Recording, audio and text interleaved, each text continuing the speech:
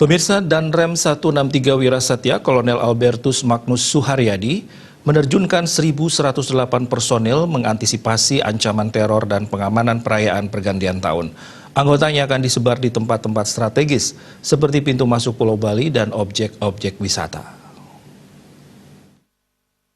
Kita sebar ke kodim-kodim, sedangkan Danrem 163 Wirasatya Kolonel Albertus Magnus Suharyadi mengatakan, kita harus menyadari Bali adalah objek wisata apalagi di akhir tahun dan memasuki tahun baru.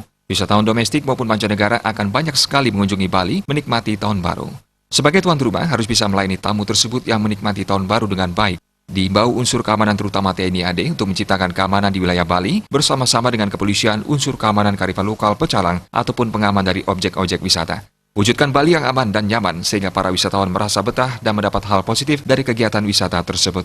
Untuk kegiatan pengamanan, pihaknya hanya bersifat memberikan bantuan pada rekan kepolisian. Kekuatan yang dikerahkan Organik Korem 1108, sedangkan yang BKO dari batalion-batalion seperti Batalion 741 Yon Zipur dan Raider berjumlah 12 SSB. Personil akan disebar di pintu masuk Pulau Bali, objek wisata, dan tempat-tempat strategis lainnya.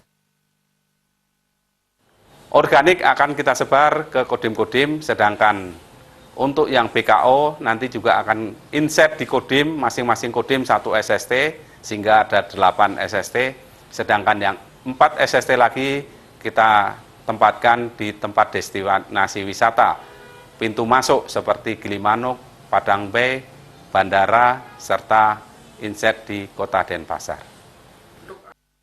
Masalah keamanan harus selalu meningkatkan kewaspadaan, selain mengantisipasi teror, juga tindakan kriminal. Pihaknya akan menggerakkan seluruh kemampuan personil TNI membantu kepolisian, baik itu pengamanan maupun kewaspadaan. Artaya, Bali TV.